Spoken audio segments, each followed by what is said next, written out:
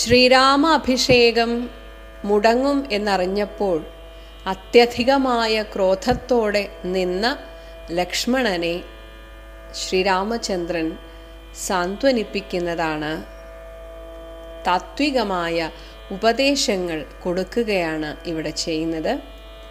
ശരിക്കും ഭഗവാൻ ഗീതയിൽ അർജുനന് കൊടുത്തതുപോലെ ഒരു ഉപദേശമാണ് ഇവിടെയും ഭഗവാൻ കൊടുക്കുന്നത്. ലക്ഷ്മണോപദേശം. വത്സ സൗമിത്രേ കുമാര, നീ കേൾക്കണം. സുമിത്രയുടെ മകനെ എന്നാണ് വിളിക്കുന്നത്. കാരണം സുമിത്ര സ്വാഭാവികമായിട്ട് വളരെയധികം പക്വതയുള്ള ഒരു സ്ത്രീരത്നമാണ്. അതുകൊണ്ട് തന്നെ ആ സുമിത്രയുടെ മകനായിട്ടുള്ള ലക്ഷ്മണ, നീ ആ അമ്മയുടെ ആ പാരമ്പര്യം കാത്തു സൂക്ഷിക്കണം എന്നുകൂടെയാണ് ഇവിടെ ഈ ഒരു സൗമിത്രേ എന്ന വിളിയിലൂടെ ഉദ്ദേശിക്കുന്നത്. എന്നിട്ട് പറയുന്നു, ആദ്യം മത്സരബുദ്ധി വെടിയുക. കാരണം നമ്മൾ ഒരാളോടൊരു കാര്യം പറഞ്ഞാൽ അവരുടെ മനസ്സിൽ അത് കുറിക്ക് കൊള്ളണമെങ്കിൽ, അവർക്കത് ജീവിതത്തിൽ പകർത്താൻ സാധിക്കണമെങ്കിൽ, അവരുടെ ഉള്ളിൽ അപ്പോഴുണ്ടാകുന്ന ആ ഒരു മാലിന്യം, അത് അഹങ്കാരമാകാം, ക്രോധമാകാം, മത്സരബുദ്ധിയാകാം, ഇതിനെയൊക്കെ എടുത്ത് പുറത്തു കളയണം. എന്നിട്ട് വേണം ഉപദേശം കേൾക്കാൻ. അപ്പോൾ അതാണ് ആദ്യം തന്നെ പറയുന്നത്, മത്സരം ആദ്യം വെടിയുക, എന്നിട്ട് എന്നുടെ വാക്കുകൾ നീ കേൾക്കുക. ആദ്യം തന്നെ ഭഗവാൻ പറയുന്നു, നിന്നുടെ തത്വമറിഞ്ഞിരിക്കുന്നിത് മുന്നമേ ഞാനടോ. ഇവിടെ ലക്ഷ്മണൻ ആരാണെന്ന ആ ഒരു ദൈവീകമായ രീതിയിലെ അർത്ഥം എടുക്കാം, അങ്ങനെ വേണമെങ്കിലും എടുക്കാം. ആരാണ് നീ എന്ന് ഞാൻ അറിഞ്ഞിരിക്കുന്നു എന്നെടുക്കാം. അതല്ലാതെ തത്വം എന്ന് വെച്ചാൽ ഒരാളെ പൂർണ്ണമായും മനസ്സിലാക്കുക. ഇപ്പൊ പരമാത്മ തത്വം അറിയുക എന്ന് വെച്ചാൽ ആ പരമാത്മാവിനെ കുറിച്ചുള്ള സത്യത്തെ മനസ്സിലാക്കുക. ഇതേപോലെ നിന്നുടെ തത്വം എനിക്കറിയാം എന്ന് വെച്ചാൽ നിന്നെ ഞാൻ ശരിക്കും മനസ്സിലാക്കിയിരിക്കുന്നു ലക്ഷ്മണ.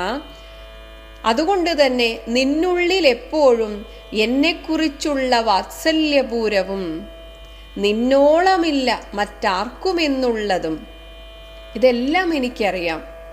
എനിക്ക് വേണ്ടി എന്നതുപോലെയാണ് നീ ഇപ്പോൾ ജീവിക്കുന്നത് തന്നെ എന്നൊക്കെ എനിക്കറിയാം.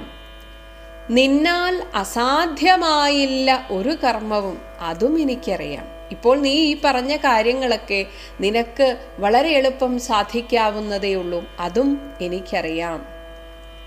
നിർണയമെങ്കിലും ഇതൊക്കെയാണെങ്കിലും ഒന്നിത് കേൾക്ക നീ. ഞാൻ ഈ പറയുന്നത് ഒന്ന് ശ്രദ്ധിച്ച് കേൾക്കൂ. ദൃശ്യമായുള്ളൊരു രാജ്യദേഹാദിയും, ദൃശ്യം പിന്നീട് ദ്രഷ്ടാവ്, ഇങ്ങനെ രണ്ടാണുള്ളത്. കാണുന്നയാൾ, കാണപ്പെടുന്ന വസ്തുക്കൾ. അപ്പോൾ ദ്രഷ്ടാവ് സത്യമാണ്. ദ്രഷ്ടാവ് എന്നാൽ നമ്മുടെ ഉള്ളിലെ ആ സത്യവസ്തു ഈശ്വരനാണ് ഈ ലോകത്തെ കാണുന്നത്. കണ്ണിലൂടെ കാണുന്നതും മൂക്കിലൂടെ മണക്കുന്നതും എല്ലാം നമ്മുടെ ഇന്ദ്രിയങ്ങളിലൂടെ പ്രവർത്തിക്കുന്നതൊക്കെ ആ ഭഗവാനാണ്. ദ്രഷ്ടാവായിട്ടിരിക്കുന്ന ഭഗവാൻ മാത്രമാണ് സത്യം. ആ ദ്രഷ്ടാവ് കാണുന്ന ദൃശ്യങ്ങളൊക്കെ വെറും ഭ്രമമാണ്. അതാണ് ദൃശ്യമായുള്ളൊരു രാജ്യദേഹാദിയും ഈ വിശ്വവും നിശേഷധാന്യധനാദിയും സത്യമെന്നാകിൽ ഏതത് പ്രയാസം തവ. ഇപ്പോൾ നീ എന്തിനാണോ ഒരുങ്ങി പുറപ്പെട്ടത്, ഇതിനെയൊക്കെ അച്ഛനെ ബന്ധിച്ച് ഭരതനെയോ അതുപോലെ തന്നെ എതിർക്കാൻ വരുന്നവരെയൊക്കെ കൊന്നിട്ട് ഞാൻ ജ്യേഷ്ഠന് ഈ രാജ്യം തരാം എന്നൊക്കെ പറഞ്ഞല്ലോ, ഇതൊക്കെ എത്ര കാലം ഉണ്ടാകും ലക്ഷ്മണ? ഈ ധനം, ധാന്യം ഇതൊക്കെ അനുഭവിക്കാൻ ആ ഒരു ആരോഗ്യം കൂടെ വേണ്ടേ, ആയുസ് വേണ്ടേ? അപ്പോൾ നീ എനിക്ക് നേടിത്തരും എന്ന് പറയുന്ന ഈ ഒരു രാജ്യം, എത്ര കാലം അനുഭവിക്കാൻ സാധിക്കും? അതാണ് രാജ്യം, ദേഹം, ഈ വിശ്വം പോലും, ഒപ്പം നിശേഷ ധാന്യം, ധനാദികൾ, ഇവയൊക്കെ സത്യമായിരുന്നുവെങ്കിൽ, അതായത് ഇതൊക്കെ എല്ലാ കാലത്തും നമ്മൾ ആഗ്രഹിക്കുന്നിടത്തോളം ഇതൊക്കെ അനുഭവിക്കാൻ സാധിക്കുമായിരുന്നെങ്കിൽ, ഏതത്ത് പ്രയാസം, നീ ഇപ്പോൾ ശ്രമിക്കുന്ന ഈ ഒരു കാര്യം, അതായത് ഇതിനൊക്കെ ഞാൻ തടവിലാക്കിയിട്ട് എൻ്റെ ആ ഒരു കയ്യൂക്ക് കൊണ്ട് ഞാൻ സാധിക്കുമെന്നൊക്കെ പറഞ്ഞല്ലോ, നിന്റെ ആ പരിശ്രമം അത് യുക്തമായിരുന്നു, അത് ശരിയായിരുന്നു. അതായത് ഇതൊക്കെ എന്നും എക്കാലത്തും നിലനിൽക്കുമെങ്കിൽ, നീ ഈ പറയുന്നത് പോലെ എനിക്കിതൊക്കെ നേടിത്തന്നാൽ, ഞാൻ ആഗ്രഹിക്കുന്നിടത്തോളം എനിക്കിതൊക്കെ അനുഭവിക്കാൻ സാധിക്കുമായിരുന്നെങ്കിൽ ശരി, ഞാനും സമ്മതിച്ചേനേ. പക്ഷേ അതല്ലായെങ്കിൽ, അങ്ങനെ അല്ല സംഭവിക്കുക എങ്കിൽ എന്തതിനാൽ ഫലം? പിന്നെ എന്ത് ഫലമാണ് ലക്ഷ്മണ ഉള്ളത്? നമ്മൾ ആഗ്രഹിക്കുന്നിടത്തോളം നമ്മൾ വെട്ടിപ്പിടിച്ചത് നമുക്ക് അനുഭവിക്കാൻ സാധിക്കുന്നില്ലെങ്കിൽ പിന്നെ എന്തിനായിരുന്നു ഈ വെട്ടിപ്പിടിച്ചതും ഇങ്ങനെയൊക്കെ ഓടി നടന്ന് ധനം സമ്പാദിക്കുന്നതൊക്കെ എന്തിനാണ്? ഒന്ന് ആലോചിച്ചു നോക്കണം. അതാണ് ഇവിടെ ഭഗവാൻ ആദ്യം തന്നെ ചോദിക്കുന്നത്. ഇങ്ങനെ വെട്ടിപ്പിടിച്ചതൊക്കെ എത്ര കാലം നീ അനുഭവിക്കും? നമുക്ക് അനുഭവിക്കാൻ സാധിക്കും. കാരണം ഭോഗങ്ങളെല്ലാം ക്ഷണപ്രഭാചഞ്ചലം. ഈ ലോകത്ത് നമ്മൾ അനുഭവിക്കുന്ന എല്ലാ സുഖഭോഗങ്ങളും ക്ഷണപ്രഭാചഞ്ചലം, കൊള്ളിയാൻ മിന്നുന്നത് പോലെ, ഒരു മിന്നായം പോലെ അങ്ങ് മാഞ്ഞു പോകുന്നതാണ് ഈ ലോകത്തെ എല്ലാ സുഖഭോഗങ്ങളും. നമ്മൾ അനുഭവിക്കുമ്പോൾ തോന്നും ഞാനിത് ഒരുപാട് കാലം ഇങ്ങനെ അനുഭവിക്കുമെന്ന്. പക്ഷേ അതിൻ്റെയൊക്കെ ഒരു അനുഭവ കാലം കഴിഞ്ഞ് നമ്മൾ അത് ആലോചിക്കുമ്പോൾ എത്ര പെട്ടെന്നാണ് പോയത് എന്ന് നമ്മൾ തന്നെ പറയാറുണ്ട്. വേഗേന നഷ്ടമാം ആയുസ്സുമോർക്ക നീ. ഇതൊക്കെ അനുഭവിക്കണമെങ്കിൽ ആയുസ്സും വേണ്ടേ? അതും വളരെ പെട്ടെന്ന് അതും ഇല്ലാതെയാകും. വഹ്നി സന്തപ്ത ലോഹസ്ഥ അമ്പുബിന്ദുന. വഹ്നി സന്തപ്തം, വന്നി അഗ്നിയാൽ സന്തപ്തം, അങ്ങനെ ചുട്ടുപഴുത്ത് നിൽക്കുന്ന ഒരു ലോഹത്തിൻ്റെ ലോഹസ്ഥാംബു, ആ ലോഹത്തിൽ ഒരു തുള്ളി വെള്ളം വീണാൽ, അമ്പുബിന്ദുന, അങ്ങനെ ഒരു തുള്ളി വെള്ളം വീണാൽ എത്ര നേരം നിൽക്കും? ഇതേപോലെയാണ് ഇത് സന്നിഭം എന്നാൽ ഇതുപോലെയാണ് മർത്യജന്മം ക്ഷണഭംഗുരം. ഇന്ന് ഞാൻ നാളെ നീ എന്നൊക്കെ പറയുന്നു. അതുപോലെ പൂന്താനം പറഞ്ഞിട്ടുണ്ട്, കണ്ടു കണ്ടങ്ങിരിക്കും ജനങ്ങളെ കണ്ടില്ലെന്ന് വരുത്തുന്നതും ഭവാൻ. ഇന്ന് കാണുന്നവരെ നാളെ കാണുന്നില്ല. ഇന്ന് കണ്ടവർ ആരൊക്കെ നാളെ ഉണ്ടാകുമെന്ന് നമുക്കറിയില്ല. അപ്പൊ അതാണ് പറയുന്നത്, ഇത്രയും നിസ്സാരമാണ്, എപ്പോഴാണ് നമ്മുടെയൊക്കെ മരണം എന്ന് ആരും അറിയുന്നില്ല. അപ്പോൾ അതിന് മറ്റൊരു ഉദാഹരണം കൂടെ പറയുന്നു. ചക്ഷുശ്രവണകളസ്ഥമാം ദർദുരം. ചക്ഷുശ്രവണം എന്നാൽ പാമ്പ്. പാമ്പിന് അങ്ങനെ ഒരു പേര് വരാൻ കാരണം ചക്ഷു, പാമ്പിൻ്റെ കണ്ണുകൾ ശ്രദ്ധിച്ചിട്ടുണ്ടാകും. നമുക്കൊക്കെ ചെവി എവിടെയാണോ ഏകദേശം ആ സ്ഥലത്താണ് പാമ്പിൻ്റെ കണ്ണുകൾ. അപ്പോൾ ആ ചെവിയുടെ സ്ഥലത്ത് ചക്ഷു, കണ്ണുള്ളവൻ എന്നതുകൊണ്ടാണ് ചക്ഷുശ്രവണം പാമ്പ്. അപ്പോൾ ആ പാമ്പിൻ്റെ ഗളസ്ഥം, അതിൻ്റെ ആ വായിൽ അകപ്പെട്ടിരിക്കുന്ന ഒരു ദർദുരം, തവള. അപ്പൊ ആ തവളയുടെ ഏകദേശം വയറ് ഭാഗം വരെ പാമ്പിൻ്റെ വായിലാണ്. എന്നിട്ടും ആ തവളയുടെ മുന്നിൽ കൂടെ ഏതെങ്കിലും ഒരു പ്രാണി പറന്നു പോയാൽ ആ തവള തൻ്റെ നാവിങ്ങനെ നീട്ടിയിട്ട് അതിനെ പിടിക്കാൻ നോക്കും. അതായത് ഏത് നിമിഷവും താനില്ലാതെയാകും, എന്നിട്ട് പോലും തൻ്റെ ആഗ്രഹങ്ങൾക്കൊരു കുറവുമില്ല. അങ്ങനെയുള്ള ആ ദർദുരം, ആ തവള ഭക്ഷണത്തിന് അപേക്ഷിക്കുന്നത് പോലെ അപ്പോഴും താൻ ഇപ്പോൾ തന്നെ ഒരു പാമ്പിൻ്റെ വായയിലാണെന്നും താൻ ഏതു നേരവും കൊല്ലപ്പെടാം എന്ന് പോലും ചിന്തിക്കാതെ അപ്പോഴും തനിക്കെന്താ കിട്ടുക എന്ന് ചിന്തിക്കുന്ന ഒരു തവളയെപ്പോലെ അഹി പാമ്പ്, ഇവിടെ കാലമാകുന്ന പാമ്പ്, ആ സർപ്പത്തിൻ്റെ വായിലാണ് പരിഗ്രസ്തമാം ലോകവും. ആ കാലമാകുന്ന പാമ്പിൻ്റെ വായയിൽ നമ്മളൊക്കെ ഏത് ഭാഗം വരെ ആയിന്ന് നമുക്കറിയില്ല. ചിലവരുടെ കാൽഭാഗമായിരിക്കാം, ചിലവരുടെ അരഭാഗമായിരിക്കാം, ചിലവരുടെ ഏകദേശം തലയുടെ അടുത്തെത്തിയിട്ടുണ്ടാവും. അതൊന്നും നമ്മൾ അറിയുന്നില്ല. അങ്ങനെ പരിഗ്രസ്തം, ആ കാലമാകുന്ന പാമ്പിനാൽ പിടിക്കപ്പെട്ട ഈ ലോകം ഇതൊന്നും അറിയാതെ ആലോലചേതസ, ഇളകുന്ന മനസ്സോടുകൂടിയിട്ട്, ചഞ്ചലമായ മനസ്സോടുകൂടി ഭോഗങ്ങൾ തേടുന്നു. ഒരിക്കലും തീരാത്ത ആഗ്രഹങ്ങൾക്ക് പുറകെ മനുഷ്യൻ ഓടി നടക്കുന്നു. ഇനി ഇതൊക്കെ ആർക്കു വേണ്ടിയാണ്? പുത്ര മിത്ര അർത്ഥ കളത്രാദി സംഗമം, ഇവയൊക്കെ പരിപാലിക്കുകയാണ് ജീവിത ലക്ഷ്യം. ഇങ്ങനെയാണ് എല്ലാവരുടെയും ചിന്ത.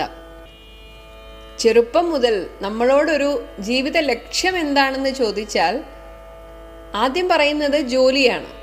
ഈ ജോലി കിട്ടണം എന്നൊക്കെ ചിന്തിക്കുന്നത് കേൾക്കുമ്പോൾ വിചാരിക്കും ആ ജോലിയോടുള്ള ആത്മാർത്ഥതയാണെന്ന്. അതൊന്നുമല്ല. എത്രത്തോളം നല്ല സ്റ്റാറ്റസ് ഉള്ള, നല്ല ശമ്പളമുള്ള ജോലി കിട്ടുമോ അതിനോടാണ് ആളുകൾക്ക് ആഗ്രഹം. അപ്പം ഇതൊക്കെ എന്തിനാണ്? നന്നായിട്ട് ജീവിക്കണം, നല്ലൊരു കുടുംബത്തിൽ നിന്ന് കല്യാണം കഴിച്ച് പിന്നീട് നല്ല മക്കളുണ്ടാകണം, അവർക്ക് വേണ്ടി അർത്ഥം സമ്പാദിക്കണം. അതാണ് പുത്ര അർത്ഥ കളത്രം. കളത്രം ഭാര്യ, തിരിച്ചും പറയാം, ഭാര്യയ്ക്ക് ഭർത്താവും, സ്ത്രീക്ക് പുരുഷനെയും, സ്ത്രീ പുരുഷനെയും ആഗ്രഹിക്കുന്നു.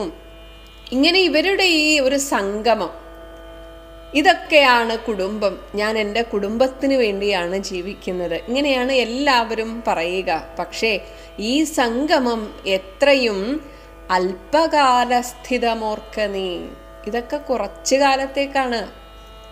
നേരത്തെ പറഞ്ഞതുപോലെ ജീവിച്ചു പോകുമ്പോൾ നമ്മൾ വിചാരിക്കും ഇനിയും എത്ര കാലമുണ്ട്, എൻ്റെ കുട്ടികളൊക്കെ ചെറുതാണല്ലോ, അവർ വളർന്നു വലുതായി. എന്നാൽ അവർ വളർന്നു വലുതായി കഴിഞ്ഞ് നമ്മൾ പുറകോട്ടൊന്ന് ആലോചിച്ചു നോക്കുമ്പോൾ അയ്യോ എത്ര പെട്ടെന്നാണ് കാലം കടന്നു പോയത് എന്ന് നമ്മൾ ഓർക്കും. അതാണ്, ഇതൊക്കെ അല്പകാലത്തേക്കാണ്. ഇനി അതിനൊരു ഉദാഹരണം പറയുന്നു. ഈ കുടുംബം എന്നൊക്കെ പറയുന്നത് എൻ്റെ എന്നൊക്കെ നമ്മുടെ വെറും തോന്നലാണ്. ഇത് പാന്തർ പെരുവഴിയമ്പലം തന്നിലെ താന്തരായി കൂടി വിയോഗം വരും പോലെ. പാന്തർ, പണ്ടത്തെ കാലത്ത് ആളുകൾ ഒരു ഗ്രാമത്തിൽ നിന്ന് മറ്റൊരു ഗ്രാമത്തിലേക്കൊക്കെ പോകുന്ന സമയത്ത് ഒരുപാട് നടന്നിട്ടാണ് പോവുക. അപ്പോൾ രാത്രി ആവുമ്പോൾ അങ്ങനെയുള്ളവർക്ക് വിശ്രമിക്കാൻ വേണ്ടിയിട്ട് ഉള്ളതാണ് പെരുവഴി അമ്പലങ്ങൾ. അപ്പോൾ അവിടെ അത്യാവശ്യം രാത്രി കഴിഞ്ഞുകൂടാനുള്ള ഒരു ചെറിയൊരു കിടക്കാനുള്ള സൗകര്യവും അത്യാവശ്യം ഭക്ഷണം കഴിക്കാനുള്ള സൗകര്യം, ഒരുപക്ഷെ പലരും അവനവന് വേണ്ടുന്ന ഭക്ഷണ പൊതികളൊക്കെ ആയിട്ടാണ് പോവുക. അപ്പോൾ അതൊക്കെ കഴിച്ച് അവിടെ ഇരിക്കുന്ന സമയത്ത് ഇതേപോലെ യാത്ര ചെയ്ത് താന്തരായിട്ട്, അതായത് ക്ഷീണിതരായി വിശ്രമിക്കാനായിട്ട് അവിടെ ആ പെരുവഴി അമ്പലത്തിൽ വന്നെത്തി കഴിയുമ്പോൾ തീർച്ചയായും രാത്രിയിൽ ഇങ്ങനെ കുറച്ചു പേരിങ്ങനെ ഒരുമിച്ച് കൂടുമ്പോൾ സംസാരമുണ്ടാകും, വർത്തമാനങ്ങളൊക്കെ പറഞ്ഞ്, അപ്പോൾ ഒരു ചെറിയൊരു അടുപ്പം എല്ലാവരും തമ്മിലുണ്ടാകും. എന്നാലോ പിറ്റേ ദിവസം രാവിലെ ആകുമ്പോൾ എല്ലാവരും അവരവരെ വഴിക്ക് പോകും. താന്തരായി പിന്നീട്, അതായത് ക്ഷീണം തീർന്നു കഴിഞ്ഞാൽ വിയോഗം വരും പോലെ അവരൊക്കെ ഓരോ വഴിക്ക് പോകും. ഇനി മറ്റൊരു ഉദാഹരണം പറയുന്നു. നദ്യാം ഒഴുകുന്ന, നദിയിലൂടെ ഇങ്ങനെ ഒഴുകി വരുന്ന കാഷ്ഠങ്ങൾ പോലെയും മരത്തടികൾ ഇങ്ങനെ ഒഴുകി വരുമ്പോൾ ചില സമയത്ത് ചില മരത്തടികൾ ഇങ്ങനെ ഒരുമിച്ചൊഴുകും കുറേ നേരം. എന്നാൽ പെട്ടെന്നൊരു ഒഴുക്കിൽ, അല്ലെങ്കിൽ ആ ഒഴുക്കിൻ്റെ ഗതി മാറുന്ന സമയത്ത് വീണ്ടും ഈ മരത്തടികൾ പലയിടത്തായിട്ട് ഇങ്ങനെ ഒഴുകാൻ തുടങ്ങും. ഇതുപോലെയും എത്രയും ചഞ്ചലം, ഒട്ടും സ്ഥിരതയില്ലാത്തതാണ് ആലയ സംഗമം. ഈ കുടുംബം എന്നൊക്കെ പറയുന്നത്, ഒരുമിച്ചിരിക്കുക എന്നൊക്കെ പറയുന്നത് വളരെ വളരെ കുറച്ചു കാലത്തേക്ക് മാത്രമേ ഉള്ളൂ. പക്ഷേ നമ്മൾ ആഗ്രഹിക്കുന്നു എപ്പോഴും ഇതുപോലെ വേണമെന്ന്. പക്ഷേ അതൊരിക്കലും സംഭവിക്കുന്നില്ല. കാരണം ഒരു പ്രായം കഴിഞ്ഞാൽ മക്കളും ആഗ്രഹിക്കുന്നു ഒരു സ്വാതന്ത്ര്യം. അപ്പോൾ എല്ലാവർക്കും വേണ്ടത് സ്വാതന്ത്ര്യമാണ്. അപ്പം അച്ഛനമ്മമാർ എങ്ങനെയൊക്കെ കൊടുക്കും എന്ന് പറഞ്ഞാലും മക്കൾ ആഗ്രഹിക്കുന്ന സ്വാതന്ത്ര്യം അവർക്കൊരിക്കലും അച്ഛനമ്മമാർക്ക് ആ ഒരു രീതിയിലേക്ക് ചിന്തിച്ച് കൊടുക്കാൻ സാധിച്ചു എന്ന് വരില്ല. ഇതുപോലെ നേരെ തിരിച്ചും. അപ്പോൾ ഇതൊരു തുടർച്ചയായിട്ടിങ്ങനെ ആ അച്ഛനമ്മമാർ അവരുടെ അച്ഛനമ്മമാരിൽ നിന്ന് വേർപെട്ട് വന്നതാണ്. അപ്പോൾ ഈ അച്ഛനമ്മമാരിൽ നിന്ന് അവരുടെ മക്കളും വേർപെട്ടു പോകും. പിന്നെ ഈ അച്ഛനമ്മമാരിൽ നിന്ന് ഒരാൾ വേർപെട്ടു പോകും. ഇങ്ങനെ എല്ലാ സംയോഗങ്ങളും പിന്നീട് വിയോഗത്തിലേക്ക് തന്നെയാണ് പോകുന്നത് എന്ന സത്യമറിയാതെയാണ് നമ്മളെല്ലാവരും ആ ഒരു സംഘം, ഇത് എൻ്റെ മക്കൾ, എൻ്റെ ഭർത്താവ്, എൻ്റെ ഭാര്യ എന്ന ആ ഒരു സംഘം നമ്മൾ അങ്ങോട്ട് ഒട്ടിച്ചേരുകയാണ് ഓരോ ബന്ധത്തിലേക്കും. അപ്പം അതുകൊണ്ട് ഈ ഒരു ചിന്ത മനസ്സിൽ വന്നാൽ ഈ ഒട്ടൽ ഒഴിവാക്കാം, സ്നേഹിക്കാം, നിസ്വാർത്ഥരായിട്ട് അവർക്ക് വേണ്ടുന്ന കാര്യങ്ങൾ ചെയ്തു കൊടുത്ത് ഇതെൻ്റെ ഭഗവാൻ എനിക്ക് തന്ന ഒരു നിയോഗം, മക്കളെ വളർത്തുന്നതായാലും ഭർത്താവിനെ നോക്കുന്നതായാലും ഭാര്യയെ നോക്കുന്നതൊക്കെ ഒരു നിയോഗമായിട്ട് കണ്ട് ഒന്നിനോടും ഒട്ടിപ്പിടിക്കാതെ ജീവിക്കാൻ സാധിച്ചാൽ ഒരിക്കലും നിരാശപ്പെടേണ്ടി വരില്ല. അപ്പം അതുകൊണ്ടാണ് ഇവിടെ ഭഗവാൻ ഇങ്ങനെയൊക്കെയാണ്, ഇത്രയേ ഉള്ളൂ ഈ ലോകത്തിലെ ഈ കുടുംബവും ജീവിതവും ഒക്കെ. ഇനി പറയുന്നു, ഒരുപാട് ധനം ഉണ്ട് എന്ന് ചിന്തിക്കുകയാണെങ്കിൽ ലക്ഷ്മിയും അസ്ഥിരയല്ലോ. അത് അസ്ഥിരമാണ്. ഈ കൊറോണ കാലം അത് നമ്മളെ തെളിയിച്ചു തരികയാണ്. ഇങ്ങനെയൊരു അവസ്ഥ വരുമെന്ന് ഒരു മനുഷ്യനും ചിന്തിച്ചിട്ട് പോലും ഉണ്ടാകില്ല. എത്രയോ കോടീശ്വരന്മാരൊക്കെയാണ് തകർന്നു എന്ന് പറയുന്നത്. അത് താങ്ങാതെ ആത്മഹത്യ ചെയ്തവരേറെയാണ്. അപ്പം അവരൊന്നും സ്വപ്നത്തിൽ പോലും കരുതാത്ത ഒരു തിരിച്ചടിയാണ് ഈ ഒരു കാലം അവർക്ക് സമ്മാനിച്ചത്. സ്വാഭാവികമായി പണത്തിന് ബുദ്ധിമുട്ടുള്ളവർ അത് പിന്നെ അങ്ങനെ ശീലമായി എന്തെങ്കിലും വിചാരിക്കാം. പക്ഷേ കുറേ നാളായിട്ടിങ്ങനെ പണം വന്ന് കുമിഞ്ഞുകൂടുന്ന ആളുകൾ, അപ്പോൾ തീർച്ചയായും പുതിയ പുതിയ സ്ഥലത്തിൽ പുതിയ പുതിയ ബിസിനസ്സിലേക്ക് അവർ പണം ഇൻവെസ്റ്റ് ചെയ്യും. പക്ഷേ അപ്പോഴാണ് ഇങ്ങനെ ഒരു തിരിച്ചടി വന്നപ്പോൾ പലർക്കും അടിപതറിപ്പോയി. അതാണ് ലക്ഷ്മിയും അസ്ഥിരയല്ലോ. അത് സ്ഥിരമല്ല. അങ്ങനെ വേണമെന്ന് നമ്മൾ ആഗ്രഹിക്കും, പക്ഷെ അത് സ്ഥിരമല്ല. മനുഷ്യർക്ക് നിൽക്കുമോ യൗവനവും? യൗവനം സ്ഥിരമാണോ?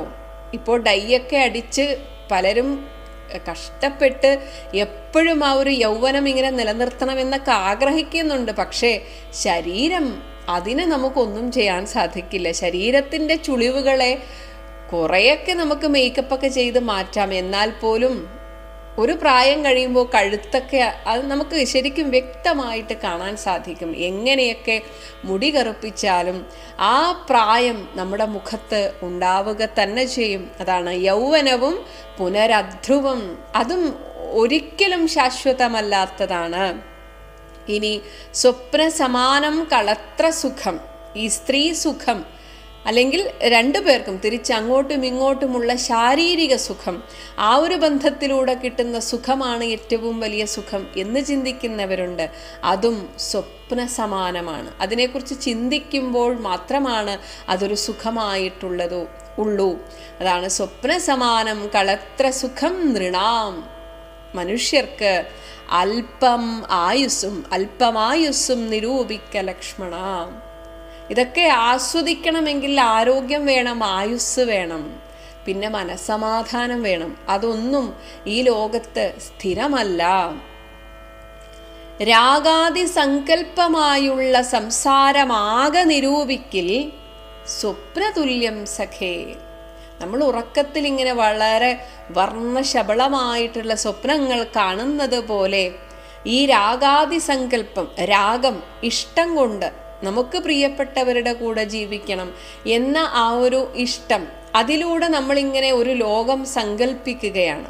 അവരെന്നെ സ്നേഹിക്കുന്നു, ഞാൻ തിരിച്ച് സ്നേഹിക്കുന്നു, അങ്ങനെ ആ സ്നേഹത്തിലൂടെ ഉണ്ടാകുന്ന ആ ഒരു സന്തോഷം, ഇങ്ങനെയൊക്കെ നമ്മളിങ്ങനെ സങ്കല്പിച്ചു കൂട്ടുന്ന ഈ സംസാരം ആകെ ഒന്ന് നിങ്ങൾ നിരൂപിക്കുകയാണെങ്കിൽ ഒരു സ്വപ്നം കണ്ട് തീരുന്നത് പോലെ അതങ്ങ് കഴിഞ്ഞു പോകുന്നു. ഒപ്പം ആ ഒരു ജീവിതത്തെ ഉപമിക്കുന്നത് ഓർക്ക ഗന്ധർവ നഗര സമം. ഗന്ധർവ നഗരം എന്ന് വെച്ചാൽ അതും ഒരു ഒരു നമ്മുടെ ഒരു ഭാവനാലോകം, അതാണ് ഗന്ധർവ നഗരം. ആ നഗരത്തിൽ മൂർഖന്മാർ, വിഡ്ഢികളായിട്ടുള്ള ഈ മനുഷ്യന്മാർ നിത്യം അനുക്രമിച്ചിടുന്നു. ഇതാണ് സുഖം, ഇവിടെ ഇങ്ങനെ രസിക്കുകയാണ് സുഖമെന്ന് വിശ്വസിച്ച് ആ മൂർഖന്മാരിങ്ങനെ ജീവിച്ചു പോകുന്നു. ഇനി എന്താണ് ചിന്ത? ആദിത്യദേവൻ ഉദിച്ചിതു വേഗേന. രാവിലെ ആയല്ലോ, രാവിലെ എന്താ കഴിക്കാൻ, അതെടുത്തു, കഴിച്ചു, ഉണ്ടാക്കി. ശരിക്കും വീട്ടിലുള്ള സ്ത്രീകളുടെ ജോലി എന്താന്ന് ചോദിച്ചാൽ രാവിലത്തെ ഭക്ഷണം, ഉച്ചക്കത്തെ ഭക്ഷണം, പിന്നെ വൈകുന്നേരം, രാത്രി. ഇതാണ് അവരുടെ പ്രധാന ജോലി. വീട്ടമ്മമാർ മാത്രമായിട്ടിരിക്കുകയാണെങ്കിൽ ഉദരപൂരണം വേറെ ഒന്നുമല്ല. അപ്പൊ രാവിലെ എന്താ കഴിക്കാൻ? അങ്ങനെ വേഗേന ആദപ്പതിയിൽ മറഞ്ഞിതു സത്വരം. അങ്ങനെ ആ കടലിലേക്ക് മറഞ്ഞു, വൈകുന്നേരമായി. ഇനി രാത്രി എന്താ? നിദ്രയും വന്നു, ഉറങ്ങി. പിന്നീട് വീണ്ടും ഉദയശൈലോപരി, വീണ്ടും അതാ സൂര്യൻ ഉദിക്കുന്നു. വിദ്രുതം വന്നിതു, പിന്നെയും ഭാസ്കരൻ. അങ്ങനെ പിറ്റേ ദിവസം വീണ്ടും അത് തന്നെ, ഒരു മാറ്റവുമില്ല. ഇങ്ങനെയൊക്കെ പോകുമ്പോൾ ആരും ഓർക്കുന്നില്ല തൻ്റെ ആയുസ്സും ഇങ്ങനെ കുറഞ്ഞു വരികയാണെന്ന്. നേരത്തെ പറഞ്ഞ പോലെ ആ കാലമാകുന്ന പാമ്പിൻ്റെ വായയുടെ ഏത് ഭാഗത്താണ് നമ്മുടെ ശരീരം എത്തിയത് എന്ന് നമ്മൾ ആരും അറിയുന്നില്ല. എന്നിട്ടും ഇങ്ങനെ സ്വപ്നം കണ്ടുകൊണ്ടേയിരിക്കുന്നു. ഇത്തം അതിഭ്രമമുള്ളൊരു ജന്തുക്കൾ ചിത്തേ വിചാരിപ്പതില്ല. അവരാരും ആയുസ് കുറയുന്നതിനെ കുറിച്ച് ചിന്തിക്കുന്നില്ല. നമ്മൾ ഹാപ്പി ബർത്ത്ഡേ പറയുന്ന സമയത്ത് വയസ്സ് കൂടുന്നതിനെ കുറിച്ച് പറയും, അതേപോലെ അത്രയും വയസ്സ് കുറഞ്ഞിരിക്കുകയാണെന്ന് ആരും ചിന്തിക്കുന്നില്ല.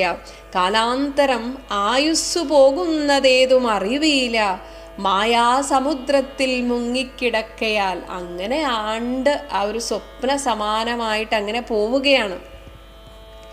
വാർദ്ധക്യമോട് ജരാനരയും പൂണ്ട് ചീർത്തമോഹേന മരിക്കുന്നിതു ചിലർ. ഇനി വാർദ്ധക്യം വന്ന് ജരാനരയൊക്കെ വന്ന്, എന്നാലോ മോഹത്തിന് വല്ല കുറവുണ്ടോ? അതൊട്ടില്ല താനും. മരണസമയത്തും ഉണ്ടാകും എന്തെങ്കിലുമൊക്കെ ആഗ്രഹം. അങ്ങനെ ആ ചീർത്ത മോഹവും കൊണ്ടാണ് മരിക്കുന്നത് പോലും. നേത്രേന്ദ്രിയം കൊണ്ട് കണ്ടിരിക്കെ പുനരോർത്തറിയുന്നില്ല മായതൻ വൈഭവം. കണ്ണൊക്കെ ഉണ്ട്, പക്ഷേ അതുകൊണ്ട് മായയുടെ വൈഭവമാണ് ഞാൻ ഈ കാണുന്നത് എന്ന് തിരിച്ചറിയുന്നില്ല. ഇത് മാത്രമാണ്. ഇപ്പോഴിത് പകൽ, ഇനി രാത്രിയാകുന്നു, പിൽപ്പാട് പിന്നെ പകലുമുണ്ടായി വരും, അങ്ങനെ നാളെയാകുന്നു. ഇപ്രകാരം നിരൂപിച്ച് മൂഢാത്മാക്കൾ. ഇത് തന്നെ, വേറെന്താ ചിന്ത ഇല്ലേ? കലണ്ടർ നോക്കുന്നു. ഇവിടെ പൂന്താനവും ഇത് തന്നെ പറഞ്ഞിട്ടുണ്ട്. വന്നു ഓണം, കഴിഞ്ഞു വിഷു, വന്നില്ലല്ലോ തിരുവാതിര. കുംഭമാസത്തിലാകുന്നു നമ്മുടെ ജന്മനക്ഷത്രം, അശ്വതി നാള്. ശ്രാദ്ധമുണ്ടഹോ വൃശ്ചിക മാസത്തിൽ, സദ്യയൊന്നും എഴുതല്ലിനിയെന്നും ഉണ്ണിയുണ്ടായി വേൾപ്പിച്ച് അതിലൊരു ഉണ്ണിയുണ്ടായി കണ്ടാവൂ ഞാനെന്നും. ഇങ്ങനെയൊക്കെ ചിന്തിച്ച് യുദ്ധം ഓരോന്ന് ചിന്തിച്ചിരിക്കവേ ചത്തുപോകുന്നു പാവം ശിവശിവ. ഇങ്ങനെ പൂന്താനവും പറഞ്ഞത് ഇതേ കാര്യം തന്നെയാണ്. അപ്പം ഏത് തത്വഗ്രന്ഥം എടുത്താലും ഇത് തന്നെയാണ് നമ്മളോട് പറയാനുള്ളത്. പക്ഷെ ഈ പറയുക, കേൾക്കുക എന്നല്ലാതെ ആരും ഇതൊന്നും ചിന്തിക്കുന്നില്ല എന്നതാണ് പ്രശ്നം. അതുകൊണ്ട് തന്നെയാണ് ഓരോ തത്വഗ്രന്ഥത്തിലൂടെയും നമ്മളോട് ഇത് തന്നെ പറഞ്ഞുകൊണ്ടിരിക്കുന്നത്. ഇങ്ങനെ നിരൂപിച്ചു പോകുന്ന മൂഢാത്മാക്കൾ ഈ മായാലോകത്തിന് പുറകെയുള്ള ചിത് പുരുഷൻ ഗതിയേതുമറിയാതെ, ഈ മായാലോകത്തെ നിയന്ത്രിച്ചുകൊണ്ടൊരു സത്യസ്വരൂപനുണ്ട്, ആ കാലസ്വരൂപനാം ഈശ്വരൻ തന്നുടെ ലീലാവിശേഷങ്ങളാണ് ഇതൊക്കെ. ഇതൊന്നും ഓരായികയാൽ ഇതിനെക്കുറിച്ചൊന്നും ചിന്തിക്കുകയോ പറയുകയോ ചെയ്യാതെ ആമകുംഭ അമ്പു സമാനം ആയുസ്സുടൻ പോമതേതും ധരിക്കുന്നതില്ലാരുമേ. ആമകുംഭം എന്നാൽ ശരിയായ രീതിയിൽ ആ ചൂളയിൽ വെച്ച് ചുട്ടെടുക്കാത്ത പാത്രം. അങ്ങനെ ചുട്ടെടുക്കാത്തത് കൊണ്ട് തന്നെ അതിൽ വെള്ളം നിറച്ചാൽ വളരെ പെട്ടെന്ന് ആ കുടം പൊട്ടിപ്പോകും. അപ്പോൾ ഇതുപോലെയാണ് നമ്മുടെ ഈ ശരീരം. ഏത് നിമിഷവും പൊട്ടിപ്പോകാവുന്ന ഈ സദൃശമായിട്ടുള്ള ശരീരത്തിലിരുന്നിട്ട് ഇതിൻ്റെ ഉള്ളിലുള്ള ആ ആയുസ് അത് ഏത് നിമിഷവും അത് പോയിപ്പോകും. അതേതും ഇതൊന്നും ആരും ധരിക്കുന്നതില്ല, ആരും അതിനെക്കുറിച്ച് ചിന്തിക്കുന്നില്ല. ഇതിനൊക്കെ പുറമെ രോഗങ്ങളായുള്ള ശത്രുക്കളും വന്ന് ദേഹം നശിപ്പിക്കും ഏവനും നിർണയം. അങ്ങനെയുമുണ്ട് ഒരുപാട് ദുരിതങ്ങൾ, അതിനെക്കുറിച്ചും ചിന്തിക്കുന്നില്ല. വ്യാഘ്രിയെപ്പോലെ ജരയും അടുത്തു വന്ന് ആക്രമിച്ചിടും ശരീരത്തെ നിർണയം. ജരാനരകൾ, അപ്പോൾ നര വന്ന് നമ്മുടെ ശരീരമൊക്കെ ചുക്കിച്ചുളിയുന്നു, മുടിയൊക്കെ നരയ്ക്കുന്നു, ഒപ്പം ശരീരത്തിൻ്റെ ആ ഒരു പ്രതിരോധ ശക്തി കുറയുന്നു, ശരീരത്തിൻ്റെ ആ ഒരു ബലം കുറയുന്നു. ഇങ്ങനെയൊക്കെ നമുക്ക് മറ്റുള്ളവരെ വീണ്ടും ആശ്രയിക്കേണ്ട ഒരവസ്ഥയിലേക്ക് നമ്മൾ എത്തിച്ചേരുന്നു. ഒപ്പം മൃത്യുവും കൂടൊരു നേരം പിരിയാതെ. എപ്പോഴാ മൃത്യു വരിക എന്ന് പറയാൻ പറ്റില്ല, കാരണം അത് എപ്പോഴും നമ്മുടെ കൂടെ തന്നെയുണ്ട്. ഛിദ്രവും പാർത്തുള്ളിലിരിക്കുന്നു. നമ്മുടെ ആ സമയമാകുന്നത് കാത്ത് അങ്ങനെ ഉള്ളിലിരിക്കുകയാണ്. ദേഹം നിമിത്തം അഹംബുദ്ധി കൈക്കൊണ്ട് മോഹം കലർന്ന് ജന്തുക്കൾ നിരൂപിക്കും. എന്നാൽ ഈ ദേഹമാണ് ഞാൻ എന്ന് വിചാരിച്ച് അഹംബുദ്ധി കൊണ്ട്, ആ അഹങ്കാരമാണ് നമ്മുടെ ഉള്ളിലിരുന്ന് ഞാൻ വേറെ ഒരു വ്യക്തിയാണെന്ന് നമ്മളോട് പറയുന്നത്. അപ്പോൾ അങ്ങനെ ആ അഹംബുദ്ധി കൈക്കൊണ്ട് മോഹം കലർന്ന് ഈ മായയിൽപ്പെട്ട് മോഹിതരായിട്ട് ജന്തുക്കൾ ഇങ്ങനെ ഓരോന്ന് നിരൂപിക്കുകയാണ്. എന്താണ്? ബ്രാഹ്മണോഹം നരേന്ദ്രോഹം ആഢ്യോഹം. അഹം ബ്രാഹ്മണഃ അഹം നരേന്ദ്രഃ അഹം ആഢ്യഃ. ഞാൻ ബ്രാഹ്മണകുലത്തിൽ ജനിച്ചവനാണ്, ഞാനൊരു ക്ഷത്രിയ കുലജാതനാണ്. അഹം ആഢ്യഃ, ഞാൻ ആഢ്യത്വമുള്ള കുലത്തിൽ ജനിച്ചതാണ് എന്ന് ആമ്രേഡിതം ഇങ്ങനെ പറഞ്ഞും മനസ്സിൽ അതിനെക്കുറിച്ച് അങ്ങനെ ഭാവിച്ചുമൊക്കെ കലർന്നീടും ദശാന്തരെ. ഇങ്ങനെയൊക്കെ ഏതിനെക്കുറിച്ചാണ് ഈ ചിന്തിക്കുന്നത്? ഈ ശരീരത്തെക്കുറിച്ച്. ഇതിനെ ചൂണ്ടിയാണ് ഈ പറയുന്നത് ഞാൻ ബ്രാഹ്മണനാണ്, ക്ഷത്രിയനാണ് എന്നൊക്കെ. എന്നാൽ അങ്ങനെ പോകുന്ന ദശാന്തരെ, അങ്ങനെ പോകുന്ന സമയത്ത് ഈ ശരീരം നിശ്ചലമായി കഴിഞ്ഞാൽ അത് ദഹിപ്പിക്കാതെയോ കുഴിച്ചിടാതെയോ നമ്മൾ വെറുതെ വെക്കുകയാണെങ്കിൽ എന്ത് സംഭവിക്കുന്നു? ജന്തുക്കൾ ഭക്ഷിച്ച് കാഷ്ഠിച്ചു പോകിലാം. ജന്തുക്കൾ അവരുടെ ഭക്ഷണമാക്കിയിട്ട് അത് വെറും ഒരു കാഷ്ഠതുല്യം ആയിത്തീരാം. ഇനി ഇത് ശരീരം കത്തിക്കുകയാണെങ്കിൽ വെന്തു വെണ്ണീറായി ചമഞ്ഞു പോയിടിലാം. ഇനി കുഴിച്ചിടുകയാണെങ്കിലോ മണ്ണിന് കീഴായി കൃമികളായി പോകിലാം. ഇങ്ങനെയുള്ള ഈ ദേഹം നിമിത്തമാണ് ഈ പറയുന്ന ബ്രാഹ്മണോഹം നരേന്ദ്രോഹം ആഢ്യോഹം എന്നൊക്കെ പറഞ്ഞങ്ങനെ ഭ്രമിച്ചങ്ങനെ നടക്കുന്നത്. അതുകൊണ്ട് പറയുന്നു നന്നല്ല ദേഹം നിമിത്തം മഹാമോഹം. ഈ മൃഗങ്ങൾക്ക് ഭക്ഷണമാകാൻ പോകുന്ന, വെന്തു വെണ്ണീറാകാൻ പോകുന്ന, മണ്ണിനടിയിൽ കിടന്ന് വെറും ഒരു കൃമിയായി തീരാൻ പോകുന്ന ഈ ശരീരത്തെക്കുറിച്ച് ഓർത്ത് നന്നല്ല, മഹാമോഹം, അത് വേണ്ട. മാത്രമല്ല എന്താണ് ഈ ശരീരം ഒന്ന് ആലോചിച്ചു നോക്കൂ. ത്വങ് മാംസ രക്ത അസ്ഥി വിൺമൂത്ര രേതസാം സമ്മേളനം പഞ്ചഭൂതക നിർമ്മിതം. ത്വക്ക്, അതിനുള്ളിൽ മാംസം, അതിനുള്ളിൽ രക്തം, അസ്ഥി, പിന്നെ മലം, മൂത്രം, രേതസ്, ഇതിൻ്റെയൊക്കെ ഒരു സമ്മേളനമാണ്. പഞ്ചഭൂതങ്ങളെ കൊണ്ട് നിർമ്മിച്ച വെറും ഒരു തോല്, തോലിൻ്റെ ഉള്ളിൽ കുറേ മാംസക്കഷ്ണം, അതിൻ്റെ ഉള്ളിൽ കുറേ ചോര. ഇങ്ങനെയുള്ള ഈ ശരീരത്തെക്കുറിച്ചാണോ നിങ്ങളിങ്ങനെ അഢ്യോഹം ബ്രാഹ്മണോഹം എന്നൊക്കെ പറഞ്ഞ് നടക്കുന്നത്? മായാമയമായി പരിണാമിയായൊരു കായം വികാരിയായുള്ളോന്നിതധ്രുവം.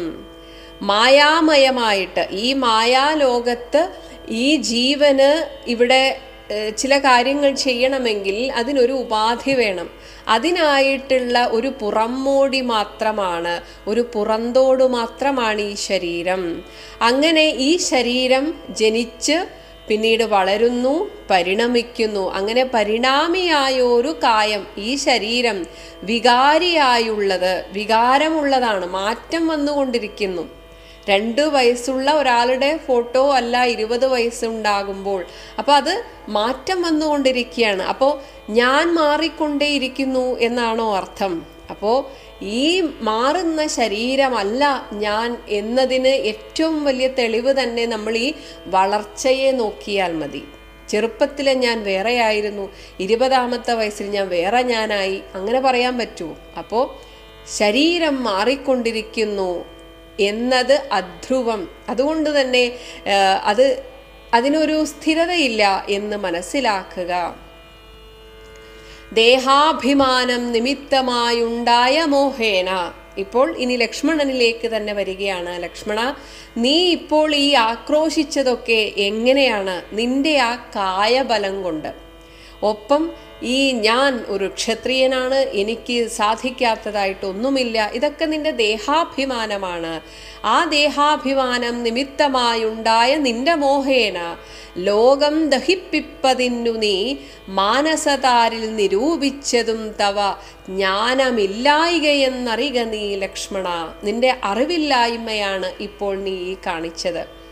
അറിവുള്ള ഒരാൾ ഒരിക്കലും ഈ ശരീരം നിമിത്തമായിട്ട് താൻ എന്തോ ആണ് എന്ന് ചിന്തിക്കില്ല. അപ്പോൾ നിന്റെ അറിവില്ലായ്മയാണ് നിന്റെ ഈ ഒരു എടുത്തുചാട്ടത്തിന് കാരണം. ദോഷങ്ങളൊക്കവേ ദേഹാഭിമാനിനാം രോഷേണ വന്നു ഭവിക്കുന്നിതോർക്ക നീ. ഈ ദേഹത്തെക്കുറിച്ച് അഭിമാനിച്ച് നടക്കുന്നവർക്ക് രോഷേണ വന്ന് ഭവിക്കുന്നു ദോഷങ്ങളൊക്കവേ. എല്ലാ ദോഷങ്ങളും വരാൻ കാരണം ഈ ഒരു ദേഹാഭിമാനമാണ്. ഞാൻ എന്തോ ആണ് എന്ന ആ ഒരു ചിന്തയാണ് വരുന്നത്. ദേഹോഹം എന്നുള്ള ബുദ്ധി മനുഷ്യർക്ക് മോഹമാതാവാം അവിദ്യയാകുന്നതും. അഹം ദേഹ, ഞാൻ ഈ ദേഹമാണ് എന്നുള്ള ആ ഒരു ബുദ്ധി, ആ ചിന്ത മനുഷ്യർക്ക് മോഹമാതാവ്. മോഹം എവിടെ നിന്നുണ്ടാകുന്നു? അപ്പോൾ അമ്മയിൽ നിന്ന് കുഞ്ഞുണ്ടാകുന്നു. അപ്പോൾ മോഹമാണ് കുഞ്ഞ്. ആ കുഞ്ഞിൻ്റെ അമ്മ ആരാണ്? മാതാവ് അവിദ്യ, അറിവില്ലായ്മയിൽ നിന്നാണ് ഈ മോഹമാകുന്ന കുഞ്ഞുണ്ടാകുന്നത്. അപ്പോൾ ദേഹമല്ലോർക്കിൽ ഞാനായത് ആത്മാവെന്ന്. അതേസമയം ഈ ദേഹത്തിൻ്റെ വികാരം നോക്കി തന്നെ ദേഹം മാറിക്കൊണ്ടിരിക്കുന്നു. പക്ഷെ ഒരിക്കൽ പോലും നമ്മുടെ ഉള്ളിൽ നമുക്ക് തോന്നിയിട്ടില്ല ഞാൻ മാറിക്കൊണ്ടിരിക്കുകയാണെന്ന്. മാനസികമായ പക്വതയും അതൊക്കെ വേറെ കാര്യം. അതല്ലാതെ ഞാൻ എന്ന ഒരു ബോധം, അതിനൊരിക്കലും ഒരു മാറ്റം വന്നിട്ടില്ല. അപ്പോൾ ഈ മോഹമാതാവാകുന്ന അവിദ്യയാകുന്നത് ഞാൻ ഈ ദേഹമാണെന്ന ചിന്തയാണ്. എന്നാൽ ഞാൻ ആയത് ആത്മാവാണ്, ഈ ദേഹമല്ല എന്ന് ഓർക്കിൽ അത് മോഹയേകഹന്ത്രി, മോഹത്തെ നശിപ്പിക്കുന്ന ഉള്ളത് വിദ്യ കേൾ. അതാണ് യഥാർത്ഥ അറിവ്, ആത്മജ്ഞാനം. സംസാരകാരിണിയായത് അവിദ്യയും, സംസാരകാരിണിയായത് അവിദ്യയും സംസാരനാശിനിയായത് വിദ്യയും. നിങ്ങൾ അജ്ഞാനത്തിലിരിക്കുന്നിടത്തോളം കാലം ഈ ലോകം സത്യമാണ്. അതാണ് സംസാരകാരിണി. നമുക്ക് ഈ സംസാരം ഉണ്ട് എന്ന തോന്നൽ ഈ അവിദ്യയാണ് ഉണ്ടാക്കുന്നത്, അറിവില്ലായ്മയാണ്. എന്ന് നിങ്ങളിൽ വിദ്യ, ആ ഒരു ആത്മജ്ഞാനം ഉണ്ടാകുന്നു, അത് ഈശ്വരൻ, ആ ഒരു പരമാത്മാവ് എന്നത് സൂര്യനാണ്. ആ സൂര്യനുള്ളിൽ പ്രകാശിക്കുമ്പോൾ സംസാരനാശിനി, അത് ഈ ലോകമാകുന്ന ഇരുട്ടിനെ മുഴുവൻ ഇല്ലാതെയാക്കുന്നു. ആകയാൽ മോക്ഷാർത്ഥിയാകിൽ, നീ ഒരു മോക്ഷാർത്ഥിയാണെങ്കിൽ നിനക്ക് ഈ പറഞ്ഞ പോലെ സംസാരനാശനം വേണം എന്ന് ആഗ്രഹമുണ്ടെങ്കിൽ വിദ്യാഭ്യാസം, വിദ്യ അഭ്യസിക്കുക. ഏത് വിദ്യ? ആത്മവിദ്യ അഭ്യസിക്കുക ഏകാന്തചേതസ. കാരണം ഈ ഒരു വിദ്യ ഇത് വളരെ അപൂർവമായിട്ട് മാത്രമേ ചില ആളുകൾക്ക് ഉള്ളിൽ തോന്നുകയുള്ളൂ. അതുകൊണ്ട് തന്നെ ഇത് കൂട്ടത്തിൽ പഠിപ്പിക്കേണ്ട ഒരു വിദ്യയല്ല, അത് സാധനയും അതെ, അത് തനിച്ച് ചെയ്യേണ്ടതാണ്. അപ്പോൾ ഏകാന്തചേതസ ചെയ്യുക വേണ്ടുന്നതും. മാത്രമല്ല ഇവിടെ ഈ ലോകത്ത് മനുഷ്യന്റെ ഏറ്റവും വലിയ ശത്രു എന്ന് പറയുന്നത് തത്ര കാമക്രോധ ലോഭ മോഹാദികൾ. ആദ്യം ആഗ്രഹം, ആ ആഗ്രഹം സാധിക്കാതെ വരുമ്പോഴുണ്ടാവുന്ന ക്രോധം, ഇനി സാധിച്ചു കഴിഞ്ഞാൽ ലോഭം. തനിക്ക് കുറെ കിട്ടി, പക്ഷെ അത് നഷ്ടപ്പെട്ടു പോകുമോ എന്ന് വിചാരിച്ച് അതിങ്ങനെ പിടിച്ചു വെക്കാനുള്ള ഒരു ചിന്ത, അതാണ് ലോഭം. എന്നാൽ മോഹമൊട്ട് തീരുന്നുമില്ല. അങ്ങനെ ഇത് വീണ്ടും വീണ്ടും വേണമെന്ന് ആഗ്രഹിച്ചുകൊണ്ട് ജീവിക്കുമ്പോൾ ഈ ഒരു ചിന്ത നമ്മളെ ഈ സംസാരത്തിലേക്ക് വീണ്ടും വീണ്ടും അടുപ്പിക്കുന്നു. അങ്ങനെ നമ്മുടെ ശത്രുക്കളാകുന്നത് ഈ കാമക്രോധ ലോഭ മോഹാദികളാണ് എന്നും അറിയുക നീ. ഇതാണ് മുക്തിക്ക് വിഘ്നം വരുത്തുവാൻ എത്രയും ശക്തിയുള്ളതിൽ ക്രോധമറികടോ. ക്രോധത്തിൻ്റെ പുറകെ വരുന്നതാണ് ബാക്കി എല്ലാം. അപ്പോൾ ഈ ക്രോധം അങ്ങനെ മുകളിൽ വന്ന് നിൽക്കുമ്പോൾ നമ്മുടെ ഉള്ളിൽ ഒരു പുകമറ പോലെയാണ്, നമ്മൾ ഈ കലക്കവെള്ളം പോലെയാകും നമ്മുടെ മനസ്സ്. അപ്പോൾ അവിടെ ഒരിക്കലും ഒരു ശാന്തി ലഭിക്കുകയില്ല. മാതാ പിതൃ ഭ്രാതൃ മിത്ര സഖികളെ, ദേഷ്യം വന്നു കഴിഞ്ഞാൽ പിന്നെ അമ്മയെന്ന് നോട്ടമില്ല, അച്ഛൻ, ഭ്രാതാവ്, മിത്രം, സഖികൾ, ഇങ്ങനെ ആരെ വേണമെങ്കിലും. കാരണം ഏത് രീതിയിലുമാകാം ഈ ക്രോധം വരുന്നത്. സ്വാർത്ഥത കൊണ്ടുവരാം, അസൂയ കൊണ്ടുവരാം, അല്ലെങ്കിൽ തന്നെ ഏതെങ്കിലും രീതിയിൽ അപമാനിച്ചു എന്ന രീതിയിൽ വരെ മറ്റുള്ളവരെ കൊല്ലുന്നവരുണ്ട്. അപ്പോൾ ഇങ്ങനെ ഏത് രീതിയിലാണ് ക്രോധം വരിക എന്ന് പറയാൻ പറ്റില്ല. അത് വന്നു കഴിഞ്ഞാൽ ബുദ്ധിനാശമാണ്. ഇത് ഭഗവാൻ ഗീതയിൽ പറഞ്ഞിട്ടുണ്ട്. അപ്പൊ ഇങ്ങനെ ക്രോധം നിമിത്തം ഹനിക്കുന്നു, ഇവരെയൊക്കെ കൊല്ലാൻ മടിക്കുന്നില്ല പുമാൻ. എന്നാൽ ഈ ക്രോധം ഏത് ഭാവവും നമുക്ക് കുറച്ച് നേരത്തേക്കേ ഉണ്ടാവുള്ളൂ. അപ്പൊ ഈ ചെയ്തു കഴിഞ്ഞാലാണ് ക്രോധമൂലം മനസ്താപമുണ്ടായി വരും. കാരണം ചെയ്ത് കഴിഞ്ഞ് കുറച്ച് സമയം കഴിയുമ്പോൾ ആ ക്രോധമൊക്കെ അങ്ങോട്ട് തണുക്കും. അപ്പോഴാണ് താൻ ചെയ്തു പോയ ആ ഒരു ദുഷ്കർമ്മത്തെക്കുറിച്ചുള്ള ചിന്ത വരിക. അങ്ങനെ മനസ്താപമുണ്ടായി വരും. ക്രോധമൂലം നൃണാം സംസാരബന്ധനം. ഈ ക്രോധം തന്നെയാണ് ഈ ആളുകളെ ഈ ലോകത്തിലേക്ക് ബന്ധിക്കുന്നത്. ക്രോധമല്ലോ നിജധർമ്മക്ഷയകരം. അവനവൻ്റെ സ്വധർമ്മം അനുഷ്ഠിക്കുമ്പോൾ പോലും അതിന് ഒരു ക്ഷയം സംഭവിക്കുന്നതും ഈ ക്രോധം കാരണമാണ്. ക്രോധം പരിത്യജിക്കേണം ബുദ്ധജനം. അതുകൊണ്ട് പണ്ഡിതന്മാരായിട്ടുള്ള അറിവുള്ള വിവേകപൂർവമായിട്ട് ഇവിടെ ഈ ലോകത്ത് ജീവിക്കാൻ ആദ്യം നമ്മൾ ഉപേക്ഷിക്കേണ്ടത് ക്രോധമാണ്. ക്രോധമല്ലോ യമനായത്ത് നിർണയം. യമൻ തന്നെയാണ്, അതായത് അവനവനെയും മറ്റുള്ളവരെയും നശിപ്പിക്കുന്നു നമ്മുടെ ക്രോധം. ഒപ്പം പറയുന്നു വൈതരണ്യാഖ്യയാകുന്നത് തൃഷ്ണയും. തൃഷ്ണ എന്നാൽ എത്രയൊക്കെ അനുഭവിച്ചാലും തീരാത്ത മോഹമാണ് തൃഷ്ണ.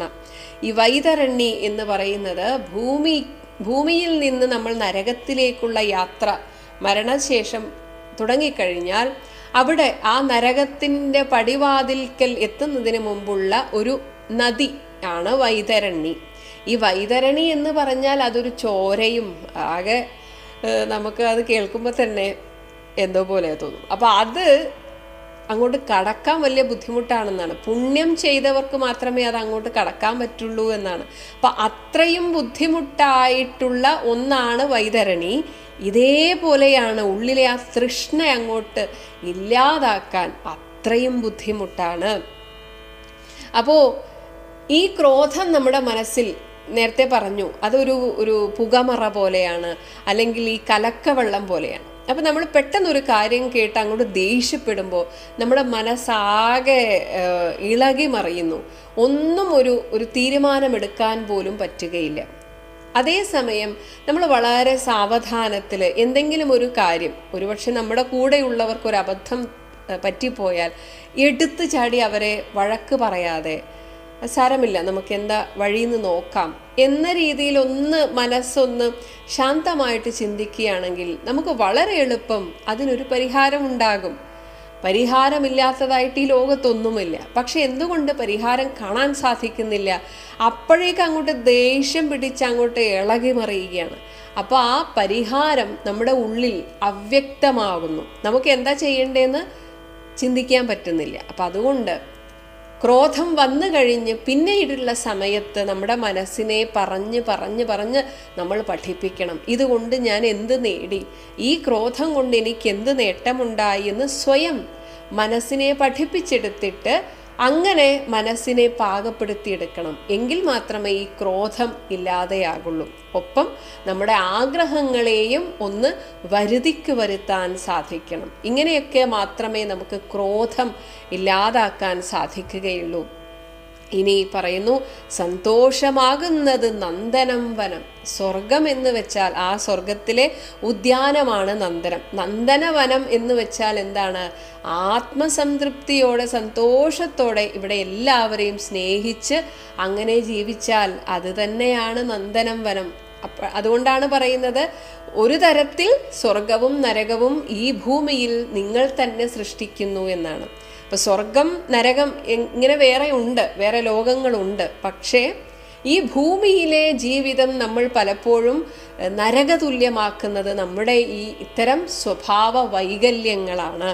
അപ്പൊ അതിനെ മാറ്റിയെടുക്കാൻ നമ്മൾ തന്നെ പ്രയത്നിക്കണം എന്നാണ് ഇവിടെ പറയുന്നത്. അതുപോലെ സന്തതം ശാന്തി, നമ്മുടെ ഉള്ളിൽ ഒരു ശാന്തി ഉണ്ടാകുമ്പോൾ തന്നെ അത് കാമസുരഭി കേൾ, നമ്മുടെ ആഗ്രഹങ്ങൾ സാധിക്കുമെന്നാണ് പറയുന്നത്. അപ്പോൾ കാമസുരഭി, കാമധേനു എന്നാൽ നമ്മുടെ ഏത് ആഗ്രഹവും സാധിപ്പിച്ച് തരുന്ന ഒന്നാണ്. അപ്പോൾ മനസ്സിന് ഒരാഗ്രഹം സാധിച്ചു കഴിഞ്ഞാൽ ഉണ്ടാകുന്നത് ഒരു സംതൃപ്തിയാണ്.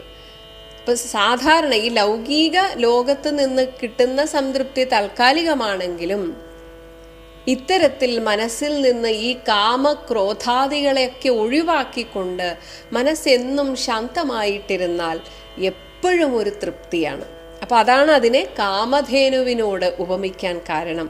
അതുകൊണ്ട് പറയുന്നു, ചിന്തിച്ചിട്ട് നന്നായിട്ട് ചിന്തിക്കുക. ഇതിനെക്കുറിച്ചൊക്കെ നമ്മളിങ്ങനെ മനസ്സിൽ അതിനെക്കുറിച്ച് ചിന്തിക്കണം. അപ്പോൾ ലക്ഷ്മണനോട് പറയുന്നു, ചിന്തിച്ച് ശാന്തിയെ തന്നെ ഭജിക്ക നീ. എപ്പോഴും ശാന്തമായിരിക്കാൻ സാധിച്ചാൽ അത് തന്നെയാണ് ഈ ജീവിതത്തിലെ ഏറ്റവും വലിയ നേട്ടം. അങ്ങനെ ആയാൽ സന്താപം എന്നാൽ ഒരു ജാതിയും വരാം, ദുഃഖം എന്നൊന്നും ഉണ്ടാവുകയേ ഇല്ല. ദേഹ ഇന്ദ്രിയ പ്രാണബുദ്ധ്യാദികൾക്കെല്ലാം ആഹന്തമേലെ, ഇതിനൊക്കെ അപ്പുറത്താണ് വസിപ്പത് ആത്മാവ് കേൾ. ഇതിനെയൊക്കെ നിയന്ത്രിച്ചുകൊണ്ട് ആ ജീവാത്മാവിരിക്കുന്നു. ആ ജീവാത്മാവാകട്ടെ ശുദ്ധ സ്വയം ജ്യോതിഹി ആനന്ദപൂർണമായിട്ട്, അത് സ്വയം ജ്യോതിസ്സാണ്. അതുകൊണ്ട് തന്നെ ആനന്ദിക്കാൻ പുറമേക്ക് ഒന്നിനെയും ആശ്രയിക്കേണ്ടതില്ല. അതിനാൽ ആനന്ദപൂർണമായി തത്വാർത്ഥമായി തത്വത്തെ അറിയിക്കുന്നതാണ് ഈ ജീവാത്മാവ്. നിരാകാരമായി, അതിന് പ്രത്യേകിച്ചൊരു ആകാരമില്ല, നിത്യമായി എന്നും ഇവിടെ ഉള്ളതാണ്. നിർവികൽപ്പം, രണ്ടില്ലാത്തത്, വികൽപ്പം, അതോ ഇതോ എന്നുള്ള ആ ഒരു ഭേദമില്ലാത്തത്. പരം നിർവികാരം, ശരീരത്തിനുണ്ടാകുന്ന പോലെ ഒരു മാറ്റം ഇല്ല അതിന്. ഖ ഘനം, എപ്പോഴും സാന്ദ്രമാണ്. അതിങ്ങനെ മുറ്റി നിൽക്കുക, ആനന്ദം മുറ്റി നിൽക്കുന്നതാണ്. സർവ ഏക കാരണം, ഈ പ്രപഞ്ചത്തിന് മുഴുവൻ ഏക കാരണമായിട്ടിരിക്കുന്നു. ആ കാരണം തന്നെ സർവ ജഗന്മയം, ഈ പ്രപഞ്ചം തന്നെ ആയിരിക്കുന്നത് ആ പരമാത്മസ്വരൂപമാണ്. സർവ ഏകസാക്ഷിണം, ഈ പ്രപഞ്ചത്തിന് മുഴുവൻ സാക്ഷിയായിട്ടിരിക്കുന്നത് സർവജ്ഞം, സർവജ്ഞനായിട്ടുള്ള എല്ലാം അറിയുന്ന ഈശ്വരം. ആ ഈശ്വരനെ തന്നെ സർവദാ എല്ലായ്പ്പോഴും ചേതസി ഭാവിച്ചു കൊള്ളുക. നീ നിന്റെ മനസ്സിൽ എപ്പോഴും ആ ചൈതന്യത്തെക്കുറിച്ച് ഓർക്കുക. നശിക്കുന്ന ഈ ലോകത്തെ മറക്കുക, അതിനെ ഭാവന ചെയ്ത് അതിനെ വളർത്താതിരിക്കുക. സാരജ്ഞനായ നീ കേൾ, സുഖദുഃഖദം പ്രാരബ്ധമെല്ലാം അനുഭവിച്ചിടണം. അപ്പോൾ നമ്മൾ എന്ത് ചെയ്യണം എന്ന് ചോദിച്ചാൽ, നമ്മൾ പ്രാരബ്ധവശാൽ ഈ ലോകത്ത് അനുഭവിക്കേണ്ടതായിട്ടുള്ള കുറെ കർമ്മങ്ങളുണ്ട്. അത് നമ്മെ തേടി വരും. അപ്പോൾ അത് മാത്രം ചെയ്യുക, അത് ചെയ്യണം. അത് സുഖദുഃഖദമാണ്. ഭഗവാൻ തന്നെ പറഞ്ഞു കഴിഞ്ഞു, നിങ്ങൾ ഈ ലോകത്ത് വന്നു കഴിഞ്ഞാൽ ചില ഫലങ്ങൾ സുഖം തരുന്നു, ചില ഫലങ്ങൾ ദുഃഖം തരുന്നു. അതിനെ മാറ്റാൻ ഒരാൾക്കും സാധ്യമല്ല. അത് നിങ്ങൾ അനുഭവിക്കുക തന്നെ വേണം. എന്നാൽ എങ്ങനെ അനുഭവിക്കണം?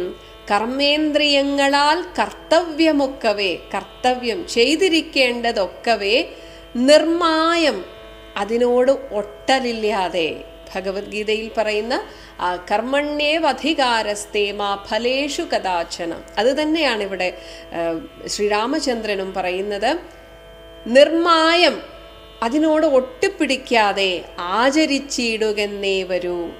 കർമ്മങ്ങൾ സംഘങ്ങളൊന്നിലും കൂടാതെ, ആ ചെയ്യുന്ന കർമ്മങ്ങളോടൊന്നും ഒട്ടാതെ, കർമ്മഫലങ്ങളിൽ കാംക്ഷയും കൂടാതെ, ഒരാഗ്രഹവും ഇല്ലാതെ, കർമ്മങ്ങളെല്ലാം വിധിച്ച വണ്ണം, എങ്ങനെയാണോ നീ ചെയ്യാൻ ആ ഈശ്വരൻ വിധിക്കുന്നത് അങ്ങനെ പരബ്രഹ്മണി നിത്യേ സമർപ്പിച്ച് ചെയ്യണം. എല്ലാം കായേന വാചാ മനസേന്ദ്രിയർവ ബുദ്ധ്യാത്മനാവാ പ്രകൃതേ സ്വഭാവാത് കരോമി യദ്യത് സകലം പരസ്മൈ നാരായണായേതി സമർപ്പയാമി. ഇങ്ങനെ ഒരു സമർപ്പണ ഭാവത്തോടെ ചെയ്യുന്ന തെറ്റുപോലും ഭഗവാന് സമർപ്പിക്കാമെന്നാണ്. അങ്ങനെ സമർപ്പിച്ച് ചെയ്യുമ്പോൾ പിന്നീട് ഒരു തെറ്റും ചെയ്യാൻ തോന്നുകയില്ല. ആ വാസന പോലും എരിഞ്ഞു പോകും. അങ്ങനെ പരബ്രഹ്മണി എല്ലാം ആ ഭഗവാനിൽ നിത്യേ സമർപ്പിച്ച് ചെയ്യണം. ഇങ്ങനെ സമർപ്പിക്കുമ്പോൾ എന്താവുന്നു? നമ്മുടെ ഫലങ്ങൾ മുഴുവൻ ഭഗവാന് സമർപ്പിക്കുകയാണ്. അങ്ങനെ ആവുമ്പോൾ നിർമ്മലമായുള്ളൊരാത്മാവ് തന്നോട് കർമ്മങ്ങളൊന്നുമേ പറ്റുകയില്ലെന്നാൽ, ഞാൻ ചെയ്യുന്ന എല്ലാ കർമ്മവും ഭഗവാനെ നിനക്ക് സമർപ്പിക്കുന്നു എന്ന് പറയുമ്പോൾ അവിടെ ഭഗവാൻ ഏറ്റെടുക്കുകയാണ്. എന്നാൽ ആ കർമ്മം ഭഗവാനെ അതിനോട് ഒട്ടിക്കുമോ? അതുമില്ല. കാരണം കർമ്മങ്ങളൊന്നുമേ ആ നിർമ്മലമായുള്ള ആത്മാവ് തന്നോട് പറ്റുകയില്ല, ഒട്ടിച്ചേരുകയില്ല. ഞാൻ ഈ പറഞ്ഞതെല്ലാമേ ധരിച്ച് തത് ജ്ഞാനസ്വരൂപം വിചാരിച്ച് സന്തതം, ഇതിനെക്കുറിച്ച് വിചാരം ചെയ്യണം. അല്ലാതെ വെറുതെ കേട്ടാൽ മാത്രം പോരാ. അങ്ങനെ വിചാരം ചെയ്ത് മാനത്തെയൊക്കെ, ഈ അഭിമാന ചിന്ത, ഈ ശരീരം നിമിത്തമായിട്ടുള്ള അഭിമാന ചിന്തയെ ഒക്കെ ത്യജിച്ച്, അതിനെ ഉപേക്ഷിച്ചിട്ട് നിത്യം എല്ലായ്പ്പോഴും പരമാനന്ദം ഉൾക്കൊണ്ട്, കാരണം ഓരോരുത്തരും ആ ആനന്ദ സ്വരൂപൻ തന്നെയാണ് എന്ന ആ ഒരു ചിന്ത ഉൾക്കൊണ്ട് മായാവിമോഹങ്ങൾ, മനസ്സിലുണ്ടാകുന്ന ഈ ഒരു മായാഭ്രമമൊക്കെ മാനസത്തിങ്കൽ നിന്നാശു കളക നീ അതൊക്കെ ദൂരെ കളയുക. ഇതൊക്കെ സങ്കല്പം കൊണ്ടാണ്. കളയുന്നതും സങ്കല്പമാണ്, സ്വീകരിക്കുന്നതും സങ്കല്പമാണ്. മാത്രമല്ല പറയുന്നു, മാനമല്ലോ പരമാപദാമാസ്പദം. നിങ്ങളുടെ എല്ലാ ദുഃഖത്തിനും കാരണം ഈ അഭിമാന അപമാന ബോധമാണ്. ഇതിനെ കളഞ്ഞാൽ തന്നെ ഇതാണ് ആപദാം, എല്ലാ ആപത്തുകളുടെയും ദുഃഖത്തിൻ്റെയും പരമമായിട്ടുള്ള ആസ്പദം, ഇരിപ്പിടം. അപ്പം ആദ്യം നമ്മുടെ ഉള്ളിൽ നിന്ന് കളയേണ്ടത് ഈ ശരീരം കാരണമായിട്ട് നമ്മൾ കൊണ്ടു നടക്കുന്ന കുറേ വേണ്ടാത്ത ഓരോ അഭിമാന ചിന്തകളുണ്ട്. ഞാൻ അതാണ്, ഞാൻ ഇതാണ്, അങ്ങനെയാണ്, ഇങ്ങനെയാണ്. അപ്പം ഈ ചിന്ത അങ്ങോട്ട് ദൂരെ കളഞ്ഞാൽ തന്നെ ആനന്ദം പരമാനന്ദം എന്നാണ് ഭഗവാൻ പറയുന്നത്. കാരണം ഈ അഭിമാനബോധമാണ് നമ്മുടെ എല്ലാ ദുഃഖങ്ങൾക്കും കാരണം. അതിനെയാണ് നമ്മൾ ആദ്യം ദൂരെ കളയേണ്ടത്.